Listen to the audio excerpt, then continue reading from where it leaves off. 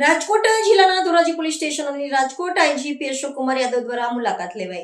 પોલીસને કામગીરીના વખાણ કર્યા અને સાથે સાયબર ક્રાઇમ વિરુદ્ધ કડક કાર્યવાહીની પણ ચેતવણી આપી. પોલીસ સ્ટેશનનું સંકલન અને કામગીરીનું સ્તર જોઈને તેમણે સંતોષ વ્યક્ત કર્યો હતો.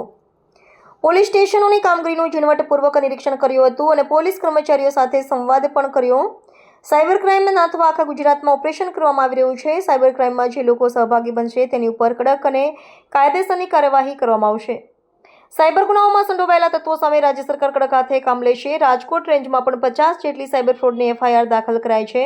રાજકોટ જિલ્લાની પોલીસ ટીમનો ઉત્સાહ વધ્યો છે અને કાયદો વ્યવસ્થાની પરિસ્થિતિ જાળવવા માટે વધુ પ્રેરણા મળી. આજે રાજકોટ રૂરલ જિલ્લાના ધોરાજી સબ ડિવિઝન ખાતે ધોરાજી પોલીસ સ્ટેશનની મુલાકાત લેવામાં આવેલી છે.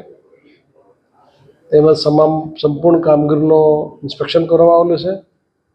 છેલ્લા એક વર્ષ દરમિયાન જે કામગીરી છે એ પોલીસની ખૂબ સરસ કામગીરી છે. આજે ધોરાજી સિટી પોલીસ સ્ટેશનના અમુક પોલીસ સ્ટેશનોમાં આઈએસઓ સર્ટિફિકેશનની કામગીરી પણ પૂર્ણ કરવામાં આવેલી છે. એમાં તમામ પ્રકારના જે પોલીસ સ્ટેશનોના જે રેકોર્ડ હોય એને ક્લાસિફિકેશન કરવામાં આવેલું છે. તેમજ એક સ્ટાન્ડર્ડ સેટ કરવામાં આવેલો છે, જેથી પબ્લિકને પણ આ રેકોર્ડ વર્ગીકરણનો બહુ મોટો ફાયદો મળશે અને પોલીસ ડિપાર્ટમેન્ટને પણ આ રિપોર્ટનો જે રેકોર્ડનું વર્ગીકરણ છે એના કારણે બહુ ફાયદો મળશે. પોલીસની જે ઓવરઓલની કામગીરી છે ખૂબ સરસ કામગીરી છે.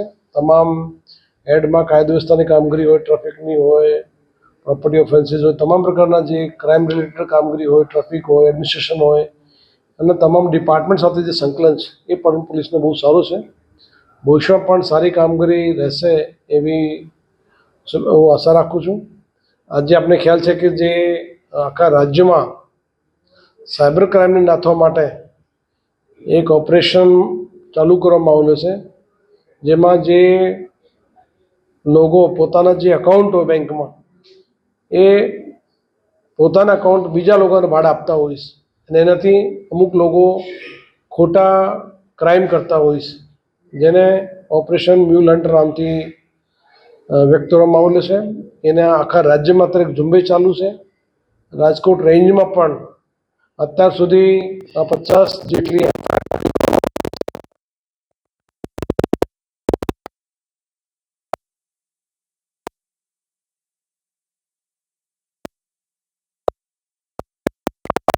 કોઈ એના સાયબર ક્રાઇમનો ભાગ થશે અથવા સહભાગી થશે તો આના વિરુદ્ધમાં પોલીસ કડકથી કડક કાર્યવાહી કરશે. કોઈ પણ વ્યક્તિ પોતાની જે પ્રાઇવેટ ડિટેલ્સ હોય એ કોઈને ભાડે પણ નહીં અપાય કોઈ દિવસે.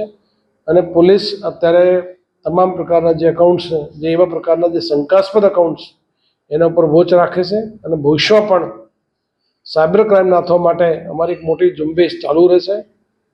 આપના મારફતે પબ્લિકને પણ અપીલ કરું છું, એવા કોઈપણ પ્રકારના ગતિવિધિ જે ગેરકાયદેસર છે એનામાં કોઈ પણ વ્યક્તિની સંડોવણી હશે તો આના વિરુદ્ધમાં પોલીસ કડકથી કડક પગલાં લેશે.